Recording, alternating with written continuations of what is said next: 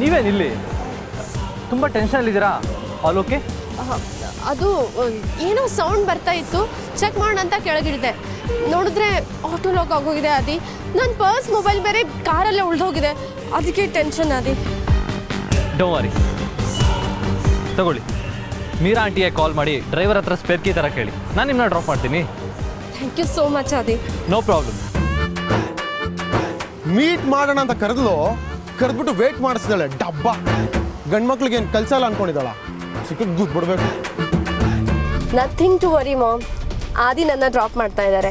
ಆಮೇಲೆ ಪ್ರೀತು ಜೊತೆ restaurant reach ಆದಮೇಲೆ ನಾನೇ ಕಾಲ್ ಮಾಡ್ತೀನಿ. ಓಕೆ ಸರಿ ma'am, bye. Thank you so much Adi. ನೀವು ಟೈಮ್ ಸರಿಯಾಗಿ ಬರದೆ ಹೋಗಿದ್ರೆ ನಾನು ಆ ಬಿಸಿಲಲ್ಲಿ ರೋಡ್ ಮಧ್ಯೆ ಒದ್ದಾಡಬೇಕಾಗಿತ್ತು.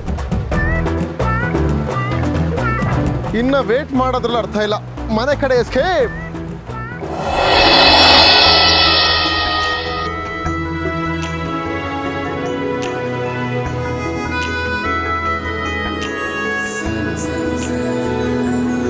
ಹಾಯ್ ಪಾರ್ವತಿ.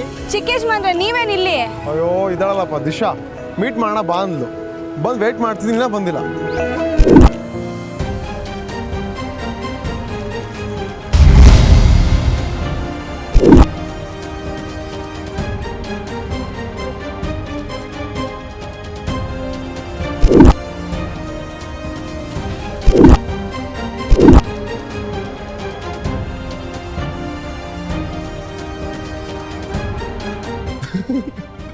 ಪಾರ್ವತಿ, ಡಿಕ್ಕಿ ಹೊಡೆದ್ರೆ ಕೊಂಬು ಬರುತ್ತೆ ಅಂತ ನಂಗೆ ಗೊತ್ತೇ ಇರಲಿಲ್ಲ. ಚಿಕ್ಕ ಯಜಮಾನ್ರೆ ನಮ್ಮ ಹಳ್ಳಿ ಜನ ಹಾಗಂತಾರೆ, ನಿಜಾನ ಸುಳ್ಳ ಯಾರಿಗೆ ಗೊತ್ತು?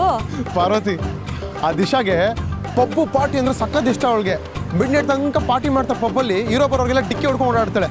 ಅವಳಿಗೂ ಕೊಂಬರ್ಬೋದಲ್ವಾ? ಸುಮ್ಮನೆ ಇರಿ, ಮೊದಲೇ ಅವ್ರಿಗೆ ನಾನು ಕಂಡ್ರೆ ಆಗಲ್ಲ.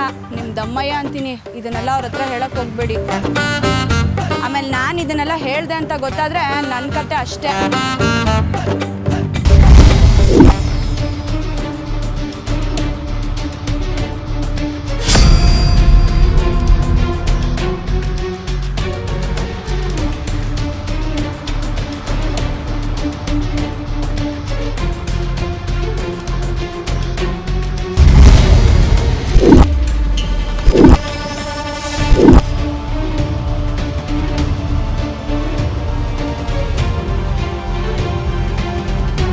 Hi bro. ಹೇ ದಿಶಾ, ಏನಾಯ್ತು? ಅಣ್ಣ ಜೊತೆ ಬರ್ತಾ ಇದೆಯಾ? ಅಷ್ಟೊಂದು ಫೋನ್ ಮಾಡಿದೆ, ರಿಸೀವ್ ಮಾಡಲಿಲ್ಲ. ನನ್ನ ಕತೆ ಹಾಗಿರ್ಲಿ, ನಿಂದೇನು? 3 ಹೊತ್ತು ಇವಳಿಂದ ಸುತ್ತೋದೇ ನಿನ್ನ ಕೆಲಸನಾ? ಅಯ್ಯೋ ಇಲ್ಲ ಅಮ್ಮ, ತರಕಾರಿ ತರಕ್ಕೆ ಅಂತ ಬಂದಿದ್ದೆ. ಅಚಾನಕ್ಕಾಗಿ ರೋಡಲ್ಲಿ ಚಿಕ್ಕ ಯಜಮಾನ್ರು ಸಿಕ್ಕಿ ಮಾತಾಡ್ಸಿದ್ರು. ಏಯ್, ನೀನು ಮಾತಾಡಬೇಡ. ದಿಶಾ, ನಾನು ನಿನ್ಗೋಸ್ಕರ ಇಲ್ಲಿ 1 ಅವರಿಂದ ವೇಟ್ ಮಾಡ್ತಿದ್ದೆ. ನೀನೇ ಲೇಟಾಗಿ ಬಂದಿದ್ದು. ನೀನು ಕರೆಕ್ಟ್ ಟೈಮ್ ಬಂದಿದ್ದಿದ್ರೆ ಇವಳು ಮೀಟ್ ಮಾಡೋ ಸಿಚುವೇಶನೇ ಬರ್ತಿರ್ಲಿಲ್ಲ ಅಲ್ವಾ? ಹೌದು ದಿಶಾ, ಇಬ್ಬರು ಸಿಕ್ಕಿದ್ದಾರೆ, ಮಾತಾಡಿದ್ದಾರೆ. ಇದಕ್ಕೆ ನೀನು ಯಾಕೆ ಅಪ್ಸೆಟ್ ಆಗ್ತೀಯಾ? ಇವಾಗ ಟೈಮ್ ವೇಸ್ಟ್ ಮಾಡಿದೆ, ನೀವಿಬ್ಬರು ಹೊರಡಿ. ಸ್ವಲ್ಪ ಹೊತ್ತು ಇಬ್ಬರು ಟೈಮ್ ಸ್ಪೆಂಡ್ ಮಾಡಿದ್ರೆ ಮೂಡ್ ರಿಲ್ಯಾಕ್ಸ್ ಆಗುತ್ತೆ. ಏನು ಪಾರ್ವತಿ, ತರಕಾರಿ ತರಕ್ಕೆ ಹೋಗಿದ್ಯಾ? ಹ್ಞೂ ದೊಡ್ಡ ಯಜಮಾನ್ರೆ, ತರಕಾರಿ ತರಕ್ಕೆ ಮಾರ್ಕೆಟ್ಗೆ ಹೋಗಿದ್ದೆ. ಅದು ಸರಿ, ನಡ್ಕೊಂಡು ಯಾಕೆ ಹೋಗ್ತಾ ಇದೆಯಾ? ಆಟೋದಲ್ಲಿ ಹೋಗುತ್ತಾನೆ? ದೊಡ್ಡ ಯಜಮಾನ್ರೆ, ಈ ಸಣ್ಣ ಕೆಲ್ಸಕ್ಕೆ ಆಟೋನ 300-400 ರೂಪಾಯಿ ತಗೊಂತಾರೆ. ಸುಮ್ಮನೆ ದುಡ್ಡು ವೇಸ್ಟ್ ಅಲ್ವಾ? ಅದ್ರ ಬದಲು ನಡ್ಕೊಂಡು ಹೋದ್ರೆ ಆರೋಗ್ಯನೂ ಚೆನ್ನಾಗಿರುತ್ತೆ. ನಾನು ಮನೆ ಕಡೆ ಹೋಗ್ತಾ ಇದ್ದೀನಿ, ಬಾ. ಅಯ್ಯೋ ನಿಮ್ಗೆ ಯಾಕೆ ತೊಂದರೆ? ನಾನು ನಡ್ಕೊಂಡೇ ಹೋಗ್ತೀನಿ. ತೊಂದರೆ ಏನಿಲ್ಲ, ಬಾ ಹೋಗೋಣ.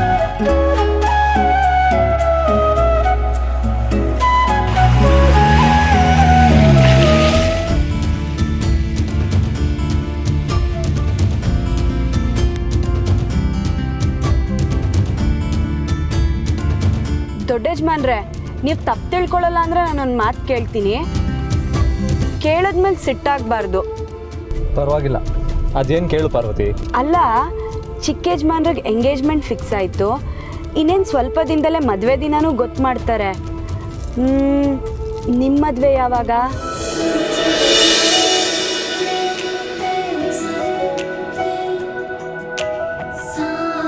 ಮದುವೆ ತಾನೇ, ಆದ್ರಾಯ್ತು ಬಿಡು. ಅಯ್ಯೋ, ಮದುವೆ ವಿಷಯ ನೀವು ಇಷ್ಟು ಈಸಿಯಾಗಿ ತೊಗೊಂಡಿದ್ದೀರಾ. ಮದುವೆ ಅಂದರೆ ರಾಮ ಸೀತೆ ಕಲ್ಯಾಣದ ಹಾಗೆ ಅದ್ದೂರಿಯಾಗಿ ಊರೇ ನೋಡೋ ರೀತಿ ನಡಿಬೇಕು. ಅದರಲ್ಲೂ ನೀವು ಅರಸನಕೋಟೆ ಒಡೆಯ ಅಂದಮೇಲೆ ಕೇಳಬೇಕಾ? ಊರಿಗೆ ಚಪ್ರ ಹಾಕ್ಸಿದ್ರು ಕಮ್ಮಿನೇ. ಅದರಲ್ಲೂ ನೀವು ಮದುವೆ ಆಗೋ ಹುಡುಗಿ ತುಂಬಾ ಪುಣ್ಯ ಮಾಡಿರ್ತಾರೆ. ಅದಕ್ಕೆ ಅವ್ರು ಯಾರು ಅಂತ ತಿಳ್ಕೊಳ್ಳೋ ಕುತೂಹಲ. ಪಾರ್ವತಿ, ಅದನ್ನೆಲ್ಲ ಅಮ್ಮ ನೋಡ್ಕೊಳ್ತಾರೆ. ಅಮ್ಮ ತೋರಿಸಿದ ಹುಡುಗಿಗೆ ಓಕೆ ಅನ್ನೋದಷ್ಟೇ ನನ್ನ ಕೆಲಸ. ಅದು ನಿಜಾನೇ ಅನ್ನಿ. ಅಖಿಲಮ್ಮವ್ರು ನಿಮ್ಗೆ ದೇವತೆ ತರ ಇರೋ ಹುಡುಗಿನ ಹುಡುಕ್ತಾರೆ. ಅದ್ರಲ್ಲೂ ನಿಮ್ಮನ್ ಮದ್ವೆ ಆಗೋ ಹುಡುಗಿಗೆ ಯಾವ ಕಷ್ಟನೂ ಬರಲ್ಲ. ಅರಮನೆ ಅಂತ ಮನೆ ತುಂಬಾ ಪ್ರೀತಿಸೋ ಜನ, ಅಮ್ಮನಂತ ಅತ್ತೆ, ಅಪ್ಪನ ಹಾಗೆ ವಾತ್ಸಲ್ಯ ತೋರ್ಸೋ ಮಾವ. ಒಂದ್ ಹೆಣ್ಣಿಗೆ ಸುಖವಾಗಿರೋದಕ್ಕೆ ಇದಕ್ಕಿನ್ನ ಇನ್ನೇನ್ ಬೇಕು ಹೇಳಿ? ರಾಣಿ ತರ ಜಮ್ ಅಂತ ಇರ್ಬೋದು.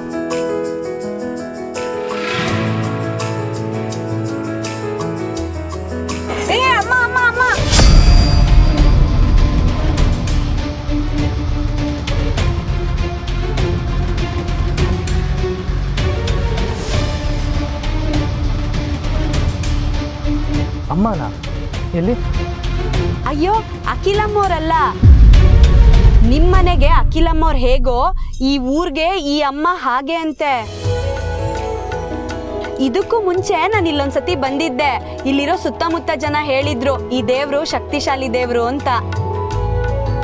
ನಾನು ಇಲ್ಲಿಗೆ ಬಂದು ಹೋದ್ರೆ ಮನ್ಸಿಗೊಂಥರ ಸಮಾಧಾನ ಸಿಗುತ್ತೆ.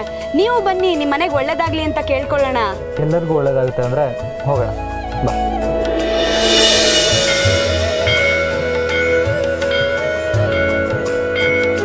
ದೊಡ್ಡ ಯಜಮಾನ್ರೆ, 10 ರೂಪಾಯಿ ಇದ್ರೆ ಕೊಡ್ತೀರಾ? ಮುಂದಿನ ತಿಂಗಳು ಸಂಬಳ ಬಂದ್ಮೇಲೆ ಕೊಡ್ತೀನಿ. ನೀನು ತೀರ್ಸೋದೇನು ಬೇಡ.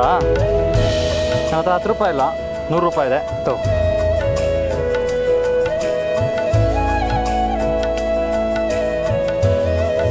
ಅಜ್ಜಿ, 100 ರೂಪಾಯಿಗೆ ಚಿಲ್ಲರೆ ಇದೆಯಾ? ಆಯ್ತಾ, ಕೊಡ್ತೀನಿ ಕೊಡಮ್ಮ.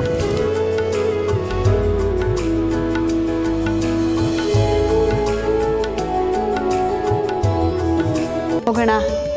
ಪಾರ್ವತಿ, ದೇವಸ್ಥಾನದ ಒಳಗೆ ಬರಬೇಕಾದ್ರೆ ಭಿಕ್ಷುಕರಿಗೆಲ್ಲ ದುಡ್ಡು ಹಾಕ್ತಾ ಇದ್ದೆ. ಇವಾಗ ಮಂಗಳಾರತಿ ತಟ್ಟೆಗೆ ದುಡ್ಡೇ ಹಾಕಲಿಲ್ಲ. ಯಾಕೆ? ನಿನಗೆ ಪುಣ್ಯ ಬರೋದು ಬೇಡವಾ? ದೊಡ್ಡ ಯಜಮಾನ್ರೆ, ನಾವು ದೇವಸ್ಥಾನಕ್ಕೆ ಬರೋದು ಬೇಡ್ಕೊಳ್ಳೋದಿಕ್ಕೆ ತಾನೆ. ಅಂಥದ್ರಲ್ಲಿ ದೇವ್ರಿಗೆ ದುಡ್ಡು ಕೊಡೋಷ್ಟು ದೊಡ್ಡೋಳಲ್ಲ ನಾನು.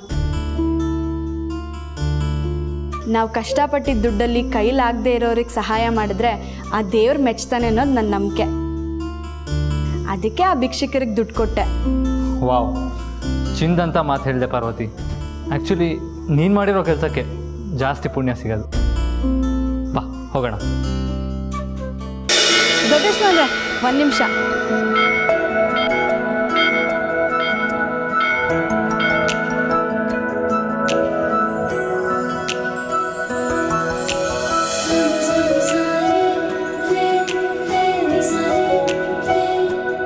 ದೊಡ್ಡ ಯಜಮಾನ್ರೆ, ಇದನ್ನ ಕೈ ಕಟ್ಕೊಂಡ್ರೆ ನಮ್ಮ ಸುತ್ತಮುತ್ತ ಇರೋರಿಗೆ ಒಳ್ಳೇದಾಗುತ್ತೆ ಅಂತ ಹೇಳೋದನ್ನ ಕೇಳಿದ್ದೀನಿ.